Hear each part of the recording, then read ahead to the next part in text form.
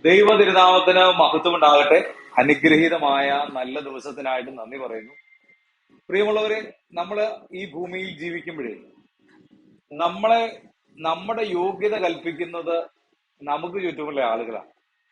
അങ്ങനെ അവര് നമ്മുടെ യോഗ്യത കൽപ്പിക്കാൻ നോക്കുമ്പോഴാണ് നമ്മൾ യോഗ്യരല്ല എന്നുള്ള ചിന്ത അവർക്ക് തോന്നുന്നത്.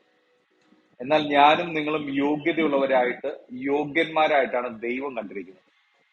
എന്നാൽ പലപ്പോഴും ദൈവം നമ്മളെക്കുറിച്ച് കൽപ്പിച്ചിരിക്കുന്ന യോഗ്യത എന്താണെന്ന് തിരിച്ചറിയാൻ നമുക്ക് പലപ്പോഴും കഴിയാത്തത് കൊണ്ടാണ് മറ്റുള്ളവരുടെ യോഗ്യതയുടെ മുമ്പിൽ നമ്മൾ നിരാശപ്പെടേണ്ടി വരുന്നത്, നമുക്ക് വേദന ഉണ്ടാകുന്നത്, ബുദ്ധിമുട്ടുണ്ടാകുന്നത്. എന്നാൽ ദൈവം നമ്മുടെ കുറവുകളെ കണ്ട് നമ്മുടെ കുറവുകളെയൊക്കെ മാറ്റി നമ്മളെ യോഗ്യന്മാരാക്കി കണ്ടു എന്നുള്ള കാര്യം നിങ്ങൾ മറന്നു പോകരുത്. പ്രിയമുള്ളവരെ, നമ്മളൊരു ജോലിക്ക് പോകുമ്പോഴേ ആ ജോലിക്ക് പോകുമ്പം നമ്മൾ ക്വാളിഫൈഡ് ഒക്കെ ആയിരിക്കാം, പക്ഷേ ആ സ്ഥാപനത്തിന് നമ്മളെ കുറിച്ച് എന്താണോ ആഗ്രഹിക്കുന്നത്, അല്ലെങ്കിൽ ആ സ്ഥാപനം എന്താണോ ആഗ്രഹിക്കുന്നത് അതിനനുസരിച്ച് നമുക്ക് നിൽക്കാൻ കഴിഞ്ഞെങ്കിൽ മാത്രമേ നമ്മൾ ആ സ്ഥാപനത്തിന്, ആ ജോലിക്ക് അർഹരായിട്ടുള്ളൂ. അങ്ങനെ തന്നെയാണ് ദൈവം ആഗ്രഹിക്കുന്ന അളവിൽ ഞാൻ നിങ്ങൾ നിൽക്കാൻ തയ്യാറാണെങ്കിൽ ദൈവം നമ്മെ യോഗ്യന്മാരായിട്ട് കാണുക തന്നെ ചെയ്യും. പക്ഷെ ലോകത്തിന് അത് നമ്മളെ കാണാൻ കഴിയുകയില്ല. അതാണ് അതിന്റെ വാസ്തവം.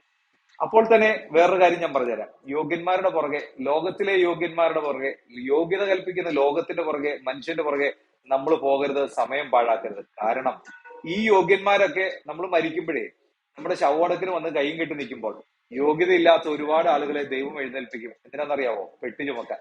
അതുകൊണ്ട് പ്രിയമുള്ളവരെ, യോഗ്യത കൽപ്പിക്കുന്ന ദൈവത്തിന്റെ സന്നിധിയിൽ സന്തോഷത്തോടെ നമുക്ക് ഈ ദിവസം ആയിരിക്കാം. ദൈവം നമ്മെ എല്ലാവരെയും സമൃദ്ധിയായി അനുഗ്രഹിക്കും.